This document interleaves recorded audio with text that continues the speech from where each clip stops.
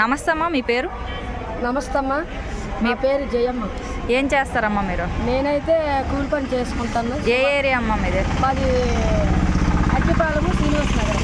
Okay అమ్మా, ఇప్పుడున్న ప్రభుత్వం ఎలా అనిపిస్తుందమ్మా? ముఖ్యంగా ఇప్పుడు మీ శ్రీనివాస నగర్లో పరిపాలన అనేది ఎలా ఉంది? అసలు పరిపాలన అంటే ఇంతకుముందు చంద్రబాబు నాయుడు ఉంటేప్పుడు పరిపాలన బాగలేదు.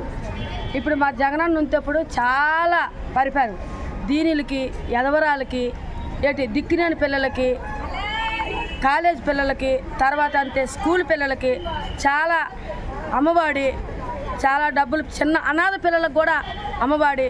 ఇన్నాళ్ళ స్కూలు ఇంతకుముందు ప్రభుత్వం ఉంటోడే కూలి ఎలాగుండేదండి, అది మీకు తెలుసు, వాళ్ళకి తెలుసు, ప్రభుత్వం జనాలకు అందరికి తెలుసు.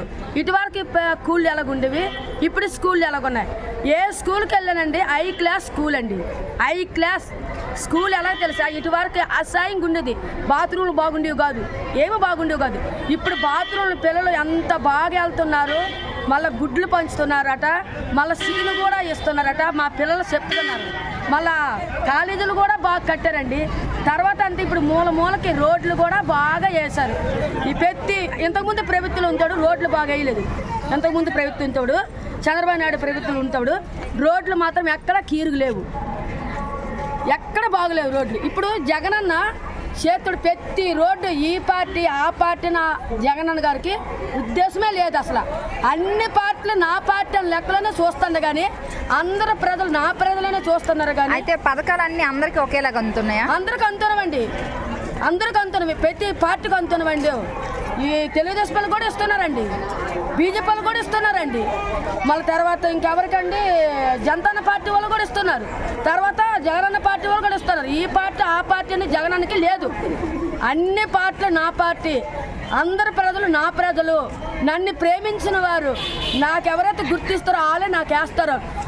ఈ గవర్నమెంట్ సొమ్ము తిన్న వాళ్ళు ఎవరు కూడా ఆత్మ అంటే దేవుని ఆత్మ ఈ గుండెల్లో ఉంటుందండి, ఎవరు కూడా అతన్ని విడిచిపెట్టరండి. అతని మీద ప్రేమ తిన్నోళ్ళు గెలిపిస్తారు గ్యారెంటీగా అండి. అయితే 2024లో ఎవరికి ఓటేస్తారమ్మా? నేను జగనన్నకే వేస్తానండి. జగనన్నకే ఎందుకమ్మా వేస్తారు? అతను నాకు మంచి పనులు చేశాడండి, నాకు కూడా 18,000 పడ్డామండి.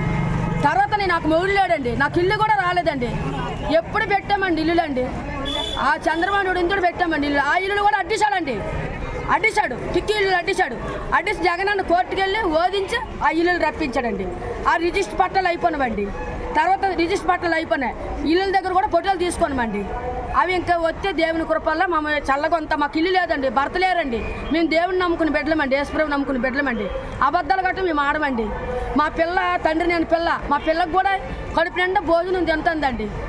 ఆయా కృష్ణా కాలేజీలో చదువుతుందండి, ఆ పిల్లకు కూడా కాలేజీ బట్టలు కూడా ఇచ్చారండి, వాళ్ళే తీశారండి. అయితే అమ్మ, మిగతా పార్టీలు సంక్షేమం చేస్తాం, మీకు మేలు చేస్తాం, మాకు ఓటేసి గెలిపించండి అంటున్నారు. అన్నీ జర ₹1,00,000 ఇచ్చినా జర అటు వేయరండి. ఎందుకమ్మా, ఎందుకు వేయరటు? జగనన్న మంచి పనులు చేస్తాడు, ప్రజలకు గుర్తుంచుతారండి. చూడు ఇప్పుడు అంతమంది ఆడవాళ్ళు, స్త్రీలు, పురుషులు వస్తున్నారండి. ఎవరిని అడగండి, జనాలు చాలా మంది చూస్తున్నారు, ఎక్కడైనా సరే జగనన్న పెట్టేసి వస్తారండి. అతను చేసిన మంచి పనులు చెట్టే ఎవరేటి తిట్టడం అంత ఏంటండి. బీజేపీ వాళ్ళు తిడుతున్నారండి, తెలుగుదేశం వాళ్ళు తిడుతున్నారండి జగనన్ని. తర్వాత అంటే జనతా పార్టీ వాళ్ళు తిడుతున్నారండి. గొడ్డలు ఇప్పిస్తే జనతా పార్టీ ఎవరు పవన్ కళ్యాణ్ గారు గొడ్డలు ఇప్పిసి కొడతారు అంటారండి. అదొక పెద్ద మనిషి. ఇప్పుడు గెలిపించుకున్నాడైతే ఓట్లు కావాలనుడైతే ఏ పార్టీ కోసం పొత్తు ఉండకూడదు. కావాలంటే నీ పార్టీ కావాలంటే నీ సింగిల్గా వచ్చి పార్టీ కాయ జగనన్న కాసి బాగుంటుంది. అలా కాయ కూడా తప్పు కాదండి.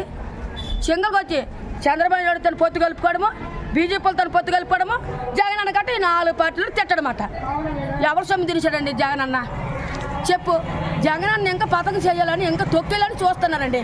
ఏటో రాదు. దేవుడు పైన ఉన్నాడు, ఆయన పక్షులు ఉన్నాడు.